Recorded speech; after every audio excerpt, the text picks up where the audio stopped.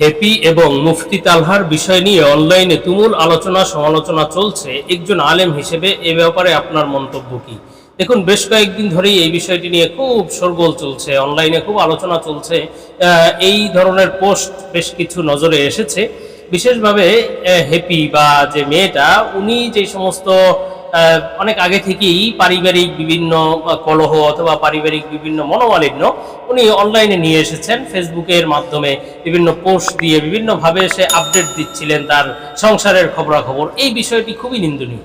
আসলে দোনোজনার বিষয়েই কথা বলার আছে এক্ষেত্রে, যদিও আমি অন্যের ব্যক্তিগত বিষয় নিয়ে কথা বলতে চাই না, কিন্তু বিষয়টি যখন এটা আম হয়ে গিয়েছে এবং এটা আলেম ওলামাদের ব্যাপারে একটা তুচ্ছতাচ্ছিল্য অবস্থা এবং আলেম ওলামাদের ব্যাপারে বিভিন্ন কথা উঠছে এবং আলেমের স্ত্রী হিসেবে তার কার্যক্রম প্রশ্নবিদ্ধ হচ্ছে, তো এই সমস্ত বিষয় নিয়ে কিছু কথা না বললেই নয়।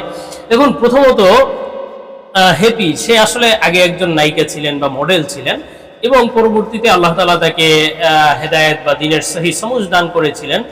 এজন্য সে শুনেছি মাদ্রাসায় নাকি পড়েছে কিছুদিন। এরপরে একজন আলেমের সাথে বিবাহ হয়েছেন, আরো বিভিন্ন সংসার ভেঙেছে। তো যাই হোক, এগুলো নিয়ে কথা নয়, বরং কথা হলো একজন আলেমের জন্য। প্রথমত আমি হ্যাপিকে বা নারীদের উদ্দেশ্যে, আলেমের স্ত্রীদের উদ্দেশ্যে কিছু বলবো, এরপরে আলেমদের উদ্দেশ্যে বা এই ধরনের যাদের সংসারে বিভিন্ন টানাপোড়েন চলে বা অশান্তি চলে, এই সমস্ত আলেমদের ব্যাপারে কিছু বলতে চাই। প্রথমত আলেমদের স্ত্রীরা, দেখুন, আপনাদের অনেক বড় এক আমানত আলেমের ইজ্জত রক্ষা করা। কেননা আসলে দোষ গুণ তো সবার থাকে, ছোট ছোট দোষ সবার থাকে। সাহাবায়ে কেরামেরও দোষ ছিল, রাসূল সাল্লাল্লাহু আলাইহি ওয়াসাল্লাম ভুল করে ফেলেছিলেন। সুতরাং এই বিষয়গুলো তো মানুষ হিসেবে সবার হতে পারে, কিন্তু সেগুলো যে সব সময় আপডেট আপনার নিয়ে আসতে হবে, অনলাইনে খুব অ্যাক্টিভ থেকে সেগুলো আপনার আপডেট দিতে হবে জনগণকে, এই ধরনের চিন্তা ভাবনা ভুল। এটা আপনার আমানত, স্বামীর বিভিন্ন হারাকাত সাকানাত, স্বামীর বিভিন্ন বিষয়, এগুলো আপনার কাছে আমানত। সেগুলো আপনি যত্রতত্র যখন তখন সোশ্যাল মিডিয়ায় দিবেন, এটা উচিত নয়, অথবা যত্রতত্র যার তার সাথে শেয়ার করবেন, এটা উচিত নয়। একেবারে সীমা লঙ্ঘন না হয়ে গেলে এটা কারো কাছে শেয়ার করা উচিত না। আর যতই সীমা লঙ্ঘন হোক আর যাই হোক, আপনি সোশ্যাল মিডিয়ায় সারা দেশকে আপনি জানালেন, সাংবাদিকদেরকে জানালেন, তারপরে সারা দেশকে আপনি জানালেন, তো এর মাধ্যমে আপনি কি অর্জন করলেন? এইটা একটা রোগ। সোশ্যাল মিডিয়ার যে অ্যাক্টিভিটি, এটা একটা অনেক অনেক মেয়েদের বা অনেক মানুষের, পুরুষ মহিলা নির্বিশেষে, অনেকের একটা রোগ আছে। তারা প্রস্রাব পায়খানায় গেলে, তারপরে খাবার দাবারের সময় কোনো একটা কাজ করলে, একটু দান করলে 2 টাকা, সেগুলো তারা আপডেট দিতে থাকে, এটা করেছি সেটা করেছি। কেন ভাই, এগুলো এত জানানোর কি আছে? আপনি গুরুত্বপূর্ণ বিষয়গুলো যেগুলো জনগণের উপকারে আসবে সেগুলো আপনি জানাতে পারেন, কিন্তু যতটুকু যা ইচ্ছা তাই বর্তমানে সোশ্যাল মিডিয়ায় মানুষ দিয়ে দিয়ে তারপরে ভরে ফেলছে। আল্লাহ তাআলা আমাদেরকে এ থেকে হেফাজত করেন। আর মহিলাদের জন্য বা পুরুষদের জন্য নিজের আসলে সোশ্যাল মিডিয়ায় এত বেশি অ্যাক্টিভ হওয়া এবং যত্রতত্র যা ইচ্ছা তাই লেখা, এটা উচিত নয়। আর পারিবারিক কথা তো নয়, পারিবারিক বিষয় অনেকেই দেখি, স্বামীর বিষয়ে, তারপরে পুরুষরা এই কাজটা স্ত্রীর বিষয়ে দোষ বলা অথবা এগুলো সোশ্যাল মিডিয়ায় খুব কম, কিন্তু নারীরা খুব একটু বাস ফেসবুক পেয়েছে তো স্বামী এই করেছে, শাশুড়ি এই করেছে, তার ননদে এই করেছে, এই সমস্ত নিয়ে বিভিন্ন লেখালেখি করতে থাকে। এটা আসলে নিন্দনীয়, এটা করা উচিত নয়। দ্বিতীয় বিষয় হলো আসলে একজন আলেমের সম্মান রক্ষা করা, আলেমের কথা অনুযায়ী চলা। মূলত অনেক মেয়ে আছে যারা প্রথম প্রথম তো খুব দিনদার হয়, খুবই তাদের চিন্তাধারা খুব পরিচ্ছন্ন থাকে। কোনো একটা ঘটনার পরিপ্রেক্ষিতে, বিশেষভাবে যারা জেনারেল থেকে যে সমস্ত মেয়েরা দিনদার হয়, কিছুদিন পর্যন্ত দেখা যায় তাদের মাইন্ড খুব পরিষ্কার থাকে, খুব আনুগত্যশীল থাকে। একজন আলেমকে পেয়েছি, বিশেষভাবে আলেমদের স্ত্রী যে সমস্ত জেনারেল মেয়েরা হয়, একজন আলেমকে পেয়েছি, খুব খুশি। এরপরে আস্তে আস্তে আস্তে আস্তে তার মধ্য থেকে দিনদারি, নামাজ কালাম তো থাকে, পর্দা পুষিতে তো করে, কিন্তু দেখা যায় যে তার ওই যে একটা মানসিকতা, মানার মানসিকতা, সেটা নষ্ট হয়ে যায়। এরপরে সে শুধুমাত্র পর্দাটা ঠিক রাখে আর নামাজটা ঠিক রাখে, বাকি সব গুনাহের কাজ করতে থাকে। ঝগড়াঝাটি, স্বামীর নাফরমানি, স্বামীর সাথে তর্ক বিতর্ক, এগুলো একটাও বাদ দেয় না। এই সমস্ত বিষয় খুব দেখা যায় জেনারেল মেয়েদের ব্যাপারে। এই জন্য এক জেনারেল মেয়ে বলেছিলেন যে সে খুব দোয়া করে যে আমি আল্লাহ তাআলার কাছে একজন আলেম স্বামী চাই। তখন অন্যজন বলেছিলেন যে আলেম স্বামী চান তো ভালো কথা, কিন্তু আলেমকে বহন করার মতো মানসিকতা বা মনোবল আপনার আছে কিনা? একজন আলেমের শাসনগুলো, একজন আলেমের দিক নির্দেশনাগুলো সেগুলো আপনার মানার মতো মানসিকতা, হিম্মত আপনার আছে কিনা, বা হিম্মত থাকলে এখন আছে, আপনি সারা জীবন এটা ধরে রাখতে পারবেন কিনা, এইটি একটা বড় প্রশ্ন। অনেক সাধারণত জেনারেল মেয়েরা স্বাধীন চেতা হয়, তারা স্বাধীনভাবে বিভিন্নভাবে সমাজে বিচরণ করে, স্কুল কলেজে পড়াশোনা করে, তারপরে বিভিন্ন ধরনের যারা মডেল টডেল আছে এরা তো পুরো আপনার সারা দেশ ভাজি করে তারপরে খায়, বিভিন্ন জায়গায় যাতায়াত তাদের থাকে, বিভিন্ন লোকদের সাথে ওঠা বসা থাকে, চিন পরিচিত থাকে, বিভিন্ন ধরনের রিলেশন তাদের কাছে থাকে। তো এই সমস্ত মেয়েরা একেবারে আবদ্ধ হয়ে একজন আলেমের পরিপূর্ণ দিক নির্দেশনা মোতাবেক মেনে চলা এটা খুব মুশকিল, এটা সবসময় হয়ে ওঠে না।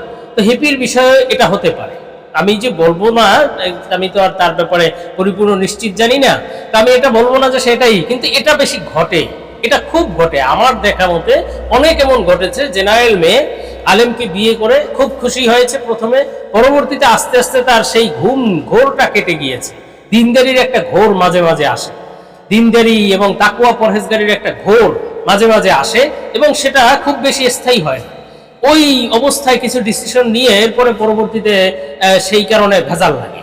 তো এই ঘোরের মধ্যে বিবাহ বসে আলেমের সাথে, এরপরে আলেম তো তাকে বিভিন্ন ধরনের সীমাবদ্ধতা দিয়ে দেয়, তুমি বাহিরে যেতে পারবে না, কারোর সাথে কথা বলতে পারবে না, মোবাইল চালাতে পারবে না, মোবাইলে আপনার সোশ্যাল মিডিয়া চালাতে পারবে না, তারপরে বিভিন্ন ধরনের এই কাজ ওই কাজ, আয় রোজগারের ব্যাপারে সীমাবদ্ধতা থাকে, বিভিন্ন ব্যাপারে একজন আলেম সে নিজের মতো করে স্ত্রীকে গড়াতে চায়।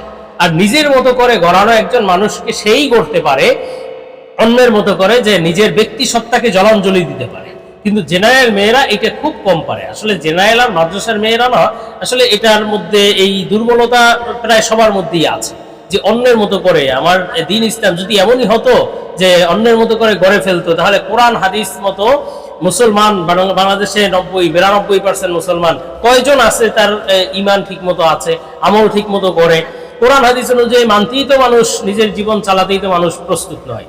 এই জন্য আসলে এই ধরনের সিচুয়েশনে পরে বা কোনো ধরনের হঠাৎ করে আপনি দিন বুঝে তারপরে একজন আলেমকে আপনি নিজের দায়িত্ব দিয়ে দিলেন, পরবর্তীতে দেখা যাবে সেই আলেমের শাসন অনুশাসনগুলো আপনি মানতে পারছেন না, আপনার কাছে ভারী মনে হবে, এরপরে আপনি হাঁসফাঁস করতে থাকবেন এই আবদ্ধ জায়গা থেকে বের হওয়ার জন্য।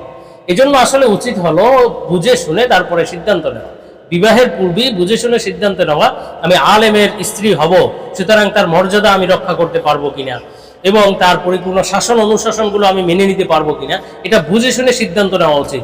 এখানে অনেক মেয়েরা ভুল করে থাকে। দ্বিতীয়ত, আলেমদের কিছু ভুল আছে, সেটা হলো অনেক সময় আলেমদের বলতে আসলে এই সমস্ত যেই সমস্ত আলেমদের পারিবারিক টানাপোড়েন চলে, বিভিন্ন ধরনের আলেম তো হয়েছে, মাদ্রাসায় পড়েছে বা মৌলানা মুফতি হয়ে গিয়েছে, এরপরে পারিবারিক যেই বিষয়টা এটা আসলে কিছুটা ভিন্ন, এটার বাস্তবতা কিছুটা ভিন্ন। সবকিছু কিতাব অনুযায়ী, সবকিছু একেবারে আদর্শের উপরে চালানো, বা আমি যেটা বলবো সেটাই হতে হবে, এর বাহিরে কিছু নয়, এই মানসিকতা থেকেও কিছুটা বের হতে হবে।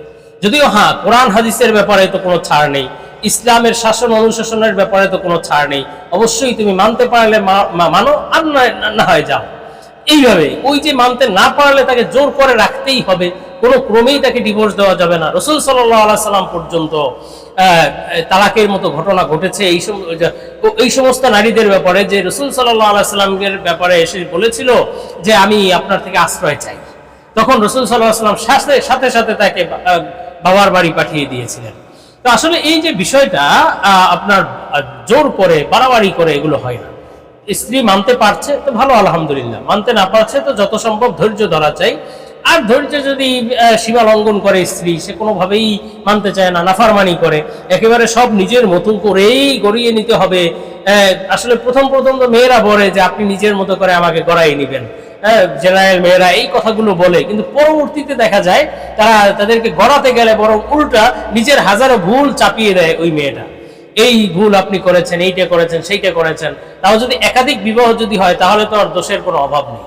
এই জন্য আসলে বুঝে শুনে সিদ্ধান্ত নেওয়া উচিত, সেটি ওই জেনারেল মেয়েদেরও সিদ্ধান্ত নেওয়া উচিত, এবং যারা জেনারেল মেয়েদেরকে যে সমস্ত আলেমরা বিবাহ করবেন তাদেরও বুঝে শুনে সিদ্ধান্ত নেওয়া উচিত যে আসলে আমি এখন তো সে ভালো কথা বলছে, পরবর্তীতে একসময় দেখা যাবে তার এই মানসিকতা চেঞ্জ হয়ে যাবে, সে সেই পুরনো দিনে হয়তো ফিরে যাবে মানসিকভাবে। এরপরে তার এই বাস্তব সংসারটা একটা হাসফাস অবস্থা হয়ে যাবে। তখন আমি কিভাবে ট্যাকেল দিব? তখন আমি পরিবেশ পরিস্থিতিটা কেমন হবে?